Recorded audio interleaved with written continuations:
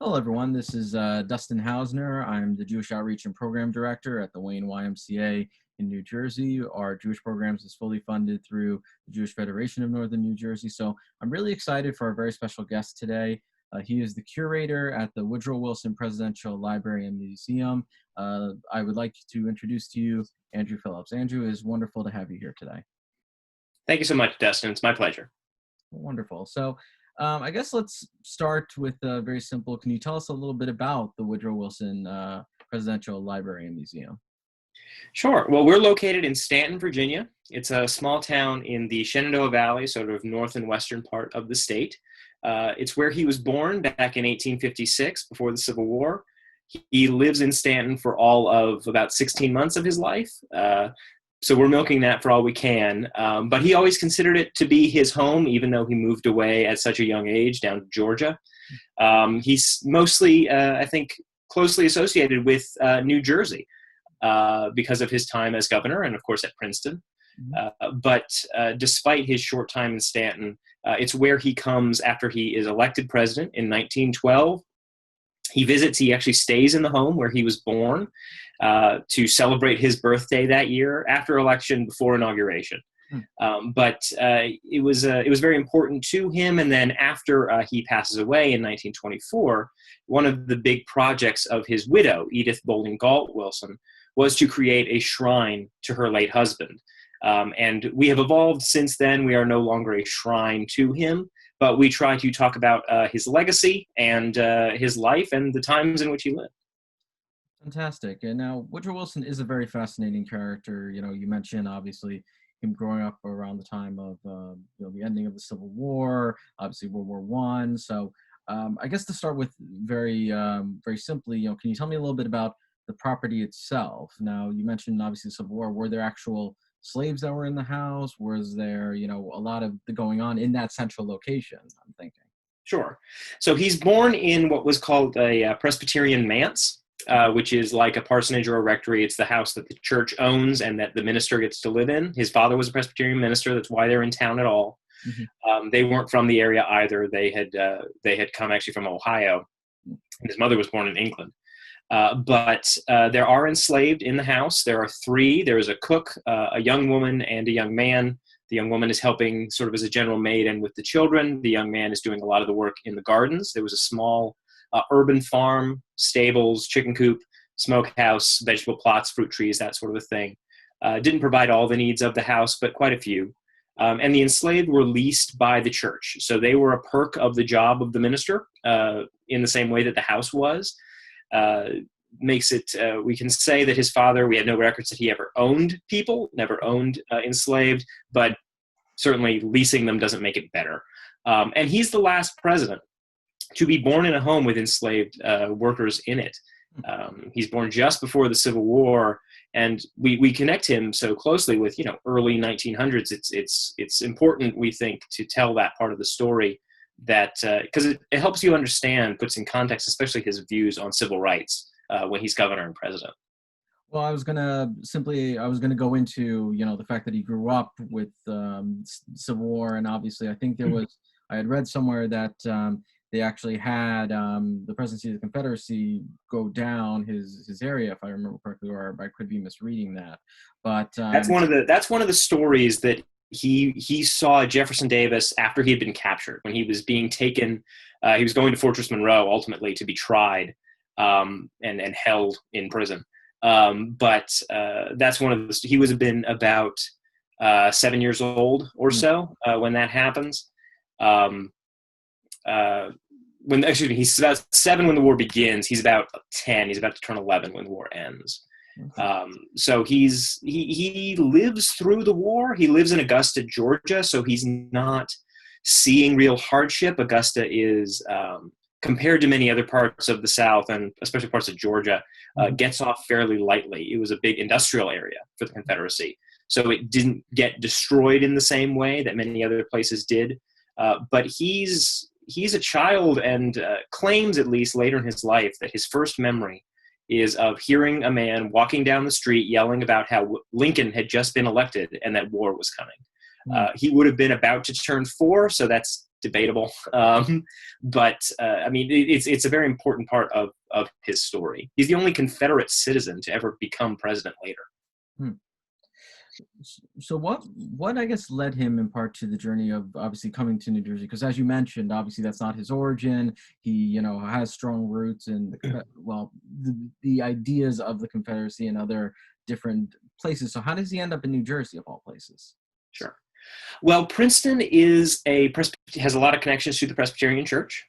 His father had been a minister, is a minister for his whole life, and teaches at a theological seminary for a little bit of time as well.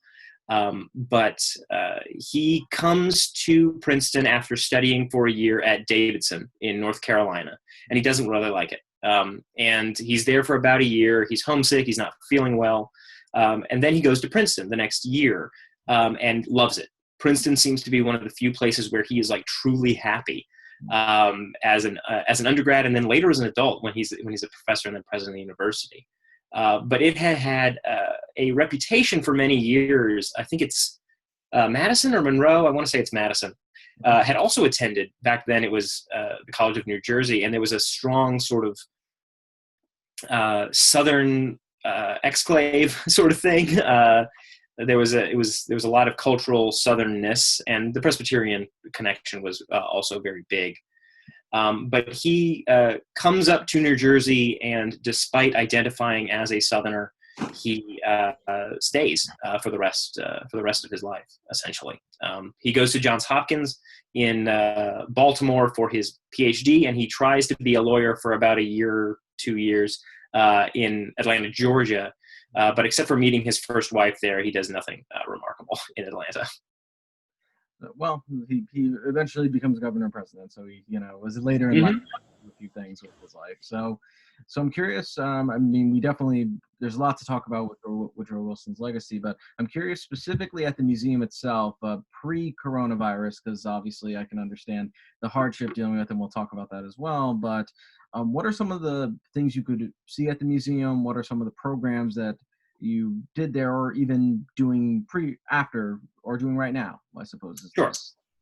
So we're a small campus. We're a number of restored and preserved historical homes. The home where he was born is kept the way, or has been restored to what it would have looked like in the 1850s, furnishings and all. And those are for those. We give tours of those rooms of that home. We have others that serve as like gift shop and admin, and then a very large old home that was started in 1856, so the same year he was born, but otherwise has no connection to him, that houses our museum. And we have exhibits about World War I. We have exhibits about his presidency and what he accomplished. And one of the sort of crown jewel of the Presidential Library, beyond, I suppose, the archives, is the Pierce Arrow Limousine, which is Woodrow Wilson's 1919 automobile.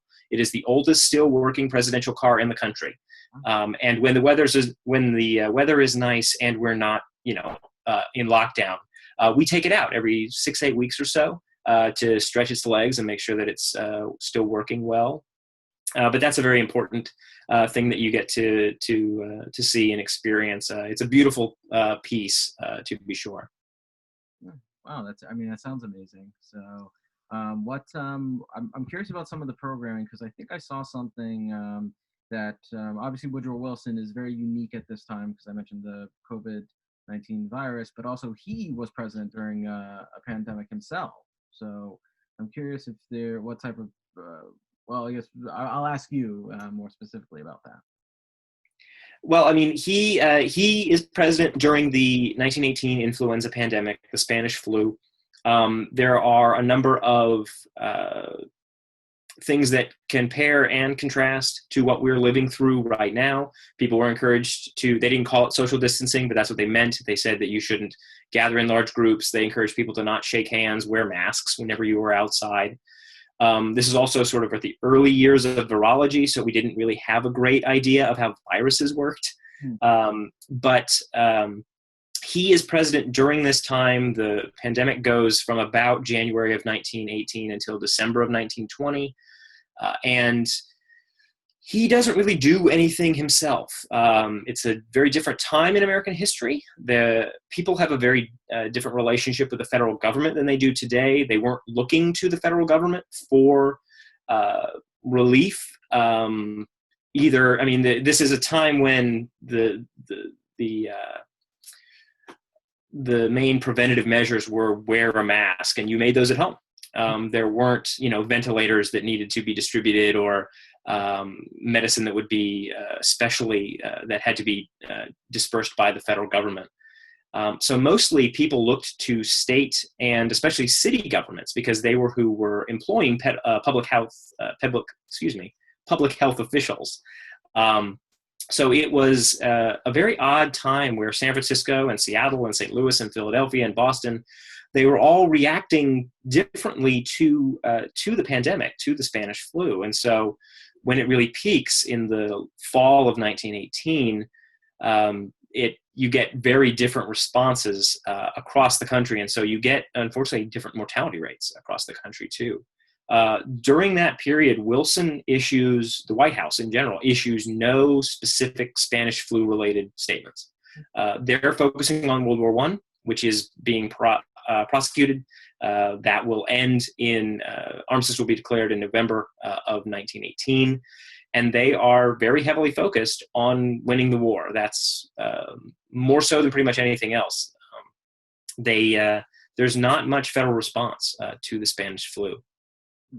So let me jump in a little bit about World War I, because obviously we have Memorial Day coming up, interestingly enough, and we also, it's a fascinating time because, he campaigned in many ways as kind of a reformer to an extent, the Democratic reformer in 1912, and then like almost all presidencies, they plan to do one thing and then the world happens and you end up having a very different legacy. So I'm curious from your perspective, when you talk about World War I, is there specific policies or areas you focus on? Is it mostly in the international battlefront or some of the more domestic policies he implemented? Because obviously, World War I had a lot of interesting at-home policies that were made in order to, what he thought was best at the time. So I'm curious to hear your thoughts, please. Sure. Well, we try to talk about it all.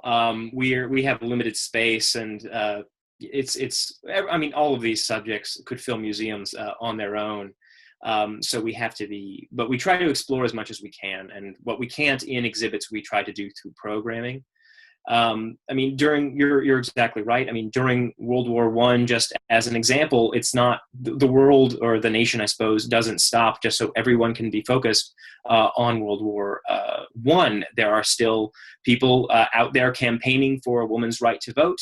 There are temperance activists who are trying to get prohibition instituted.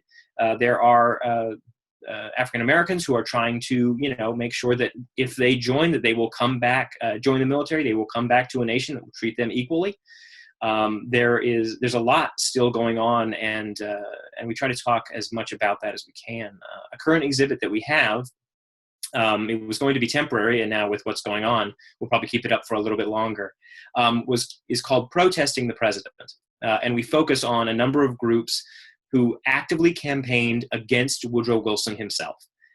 It's not a new thing for groups to campaign directly against a president, because that gives you a way to focus and can help bring national attention to a cause. And so we talk about the suffrage movement.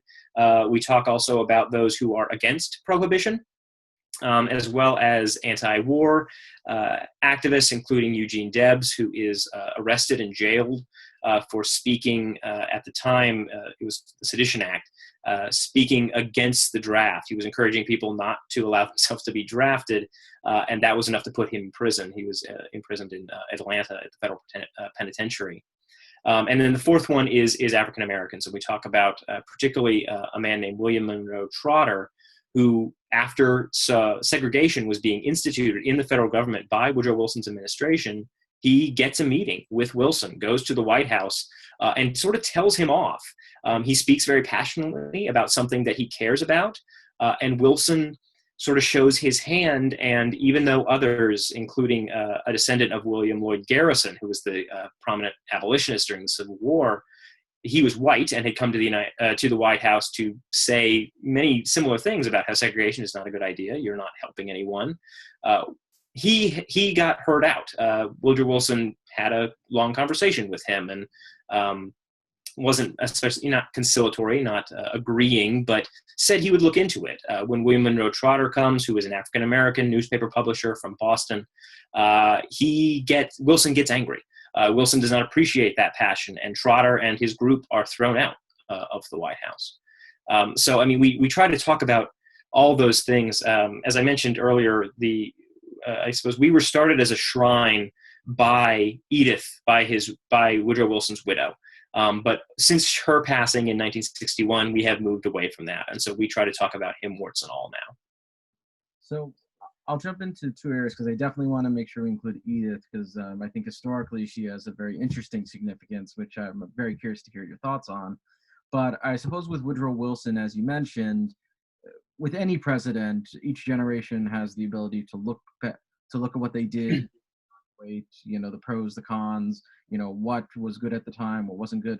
So I'm curious when it comes to Woodrow Wilson, and you've talked a few great examples, what would you see when it comes to his legacy as should be remembered for as great works of progress, and what are things that you think in hindsight just were things that just from a modern perspective just make you cringe, I guess is a way of putting it simply. That's a fair way to put it. Our position is that Wilson is a very consequential president, for good and ill. He comes in with a very progressive agenda. He calls it the New Freedom, but it is very progressive primarily for labor, and especially white labor. There are things like the 8-hour workday, which is first instituted at a federal level. The Federal Reserve is put in to try to stop the sort of boom-bust cycle of the American economy. That's one of his big accomplishments early in his presidency. He's complex. He allows cabinet officials to institute federal segregation at a level where it had never been done before. There are reasons and explanations for that, but it doesn't change the incredibly negative impact it has on African American communities, especially like Washington, D.C., where a prosperous African American sort of middle class had come into being based on the back of government jobs that were stable and paid well and required education. And suddenly with segregation, it's supposed to be separate but equal, and that equal part falls away pretty quickly. And so in that instance, I mean, he's absolutely detrimental to civil rights in the country.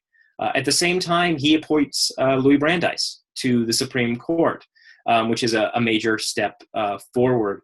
And he stands up often for immigrant rights. He works against congressional attempts to block Eastern and Southern Europeans from coming to the United States. So he is a complex figure, and even there are things that are perhaps more positive. Farm credit. I'm a fan of the National Park Service. That's something that he signs into law. But at the same time, things like civil rights being one of the most prominent. His role in suffrage is complex as well. He is sort of viewed as an obstacle to it, when in reality he was a political figure who was trying to dance around it. He was trying to say that, suffrage is good, but it should be state by state, and in that way force all of that energy away from the suffragist energy away from the federal government and toward states, and make it more of a local dispersed movement. And eventually he comes around. He has 3 daughters who are all very much in favor of suffrage. They help convince him, I think, more than a little. And eventually he comes around to and supports federal suffrage, on a federal level, an amendment to the Constitution. But it's still, he still just leaves a very complex legacy that we're still dealing with. I mean, reverberations of that just on the domestic side. But many of the borders in the Middle East are drawn after World War I, as are many of the borders in Eastern Europe. World War I very directly leads to World War II. The failures of the peace of World War I leads very directly to World War II. It's a long legacy, and one that he casts a long shadow. Well, let me ask you, just because you mentioned at the very end about the lines being redrawn and the direct connection between World War I and World War II. Part of his, my understanding, part of his dream was obviously the League of Nations and his 14 points. So I'm curious if you could talk a little bit about the 14 points. And again, I don't want to say anything incorrectly, but he had a very interesting ending to the story about himself personally with the League of Nations, about getting it done and then not being able to get it ratified in his own country. So again, I don't want to say anything incorrectly, so I leave it to the expert, of course. No, you're absolutely right. The 14 points are what Wilson lays out early in the American war effort, basically to say, we're not here for territory. The United States is not joining this war because we are trying to get colonies or land or anything like that. We are here for these, and then he lists the 14 points. And he is, it's idealistic for sure. Wilsonian internationalism is very idealistic, but it's things like freedom of the seas. It is an allowance for groups, especially in the Austro-Hungarian and Ottoman empires, to have the ability to decide their own fates. That they should be able to decide if they want to have nations, and this is where Romania, Czechoslovakia, a number of others come from. Poland gets its own point, the idea that Poland should be restored. It had been divided by the Prussians and Russians and Austrians less than 100 years before, something like that, maybe a little bit more than that. But that Poland should be restored, should be an independent nation.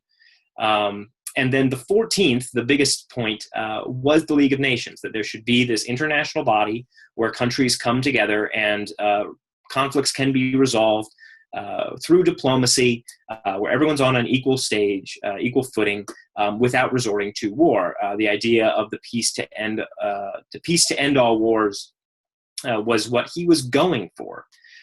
He travels to Europe. After the armistice, he gets there in December of 1918.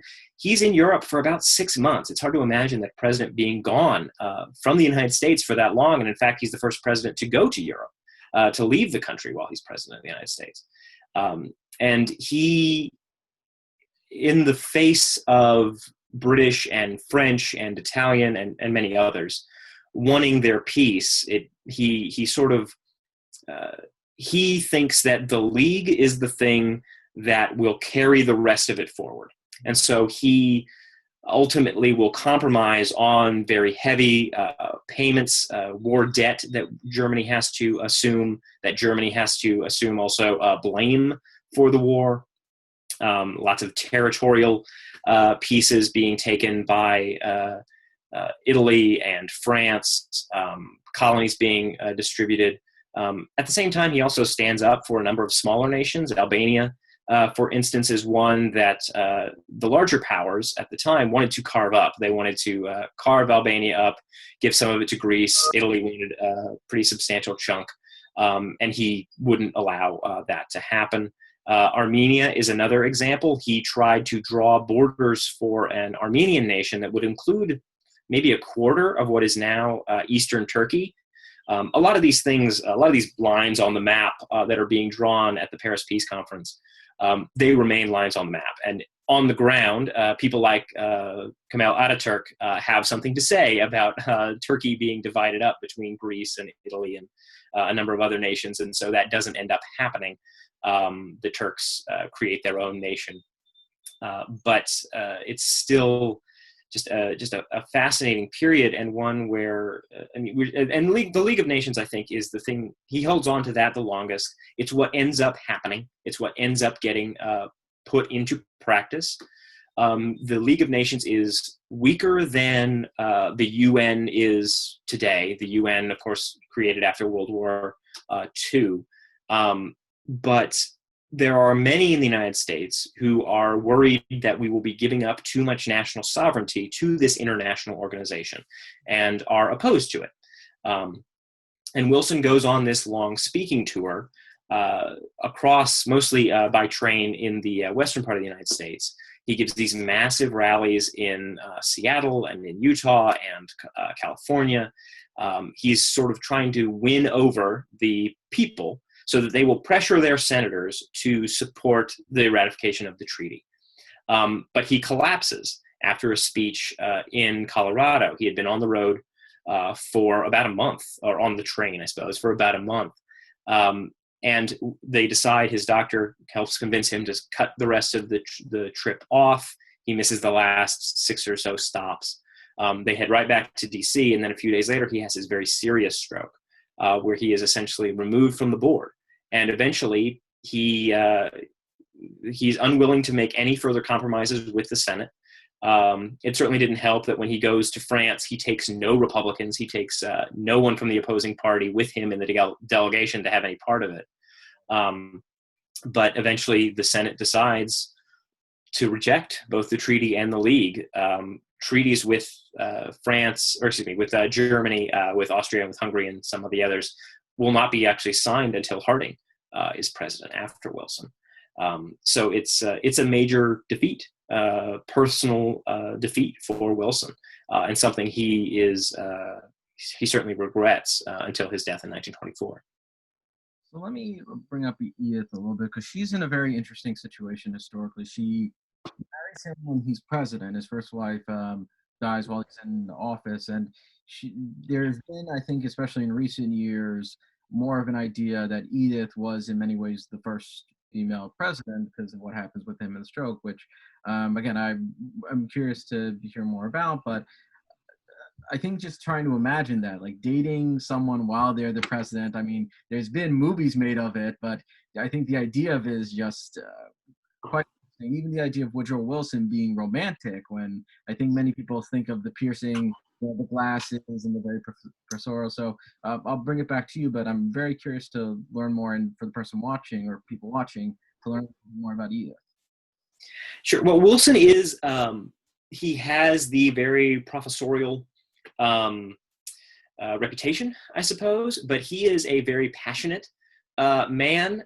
His life is dominated by strong women. His mother is, she's a bit retiring, but he himself claims in a letter later that he was a mama's boy, that he spent a lot of time with her, learned a lot from her. His first wife, Ellen, is a fascinating historical figure. She was a very gifted artist. She went on to become an impressionist landscape painter, was known for it in her lifetime. She was very well educated and well read. She was the one who, at the time, to get a PhD, you were supposed to learn German. It was the idea of a PhD was fairly new, coming over from German universities in the 1880s in the United States. And you were supposed to learn German to help with that program. Wilson never did, but Ellen did. Ellen was very gifted with languages, and so she did a lot of translating for him so that he could get around not having to learn German. But she passes away, you're right, in the White House in 1914. It's a horrible tragedy. She dies of something called Bright's disease, which is a kidney disorder, what we would now call chronic or acute nephritis. And Wilson is devastated. He goes into a very severe depression, but also starts dating really quickly. Ellen passes away in August of 1914. He meets Edith in March of 1915, and they are married by December of that year. He in fact proposed to Edith. I want to say he first proposes in May, like only a month and a half or so after first meeting her. She at least insists that they wait until after sort of the official mourning period for Ellen is over, and that's usually a year. But the story of them dating in the White House is kind of a funny one. There's a lot of this propriety question. So whenever they go out together, they will have one of his daughters, who are adults by this point, or he has a cousin who is also helping with some of the hosting duties at the White House. His oldest daughter, Margaret, is sort of the unofficial first lady after Ellen's passing. But there are stories of Margaret driving to pick up Edith in a White House car to bring her back to the house so that they can have tea, because they're good friends, when in reality it's so that she can have dinner with Woodrow. There's the story in the newspapers at the time after the proposal had been announced, and this was the later official one, which is several months later. The story is that Edith was so surprised by the proposal that she fell out of bed. I mean, this is what newspapers at the time thought their relationship was. It was certainly very fast. And Edith is a very different sort of figure than Ellen. She's also a very fascinating historical figure. She does not have the education that Ellen does, but she is about 15 years younger than Woodrow. They have a different relationship as well. She looks up to him far more than Ellen did. I feel like Woodrow and Ellen are peers, a little less so or a little more so than Edith and Woodrow are. But he brings her into his confidence, and he talks. One of the first things they discuss, one of the first secrets is the wrong word, but one of the first events of national import that he talks to her about and wants her opinion is how he should respond to the sinking of the Lusitania. It's fascinating the way she writes. She writes a memoir many years later, talking about this period and how others at the time are writing at the same time as well. But the important thing primarily about Edith is what she does after that stroke. So he returns from that Western trip, and in very early October of 1919, Woodrow Wilson suffers a very serious stroke in the White House. He had suffered strokes before. He was never an especially hardy person. I think the first was when he was in his 30s, and he'd had a couple others throughout his life. But this was the biggest and the worst. And Edith, working primarily with Wilson's personal physician, a man named Cary Grayson, and Joseph Tumulty, who was Wilson's, he was his secretary, but the position at the time, he was more like his chief of staff. They just didn't call it that back then. They decide that they are going to prevent the people and the press and the government, most of the rest of the government, from knowing how severe Wilson's illness is. I enjoyed a few years ago the show Drunk History, where they have a comedian get fairly heavily inebriated and then try to tell a historical story, and then they act it out. They did the story of Edith and Woodrow, and they had Courtney Cox as Edith. She is shifting Woodrow around like he's a rag doll. And while a very funny image, Wilson was coherent. I mean, even the night of the stroke, a few hours later, he is conscious and aware and communicating. But it takes such a physical toll on him that he has difficulty seeing. He has difficulty doing anything for more than a few minutes before he's just utterly exhausted, even things like reading.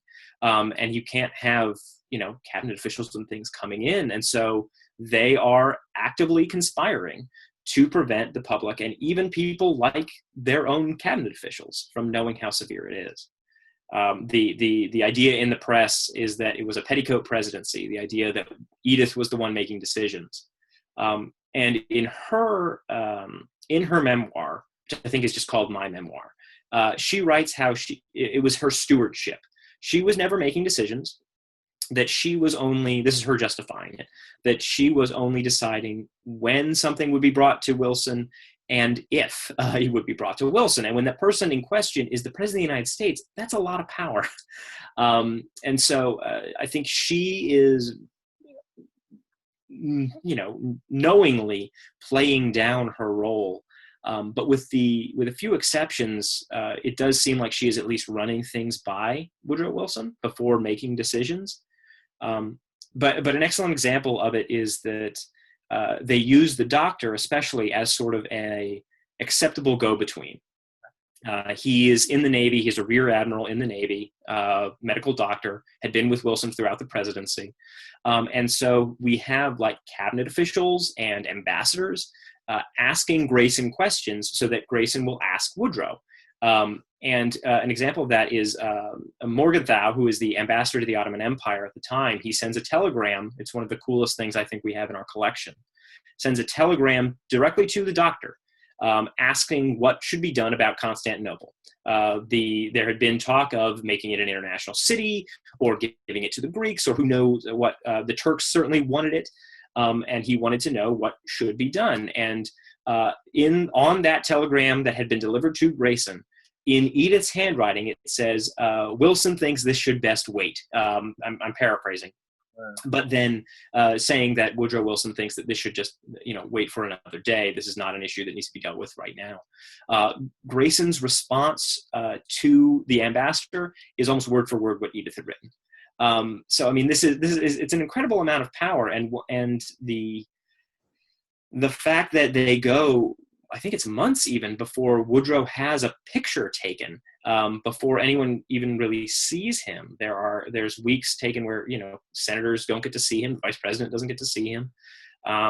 It's hard to imagine something like that happening now, but it's one of the reasons that sort of the presidential succession amendment was put into place many decades later. But Woodrow, what had happened with Woodrow Wilson was, on top of their mind.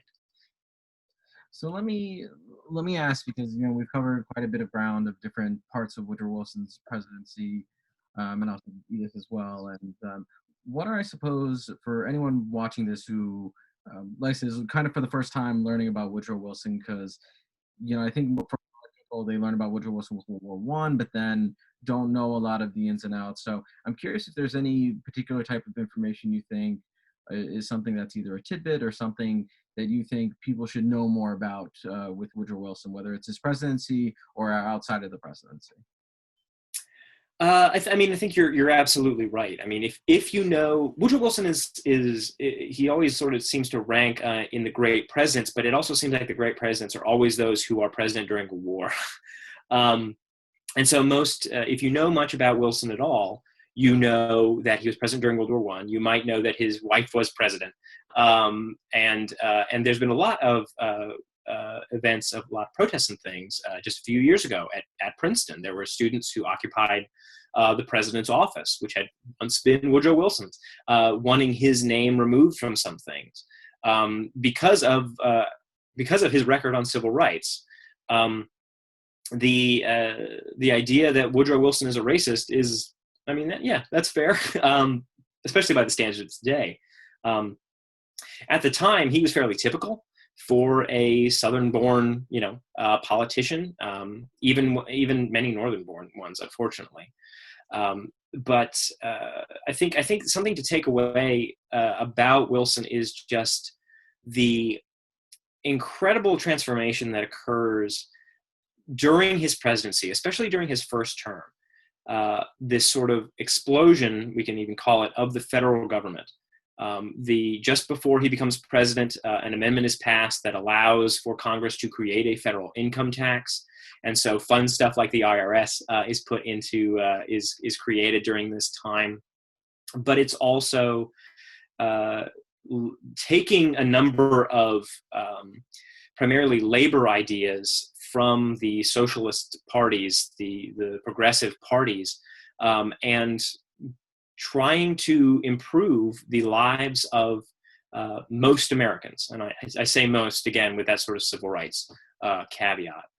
And even so many of the institutions that are put in place, that are created during his presidency, remain very important today. The Federal Reserve handles a lot of our monetary policy. I mean, what they say can change the market in an instant.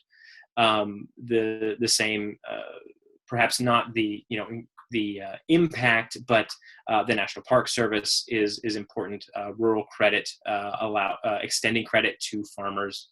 All the labor laws, he signs twice laws trying to end child labor at the same time. But I mean, he came into the office as a student of government. He had been an academic and political scientist for decades. He taught history, wrote a number of books about the history of the United States. He's sort of the father of public administration as well in the US.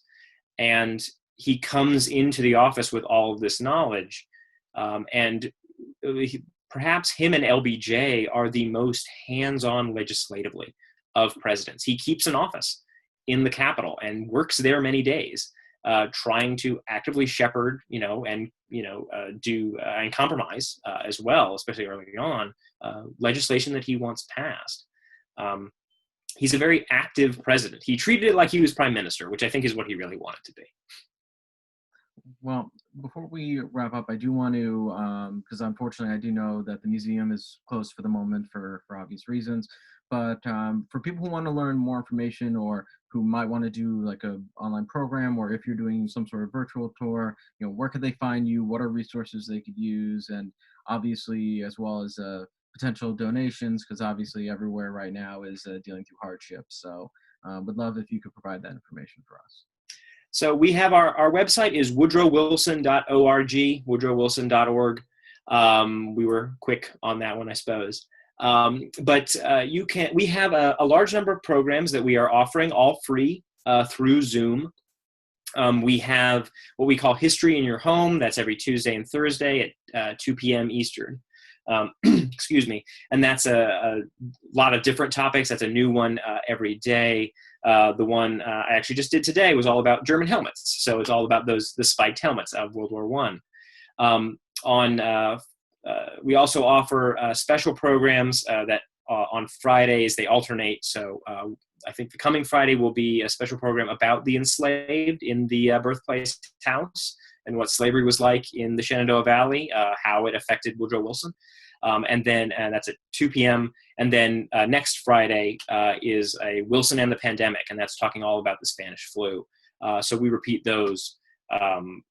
There's a lot to unpack in both of those subjects.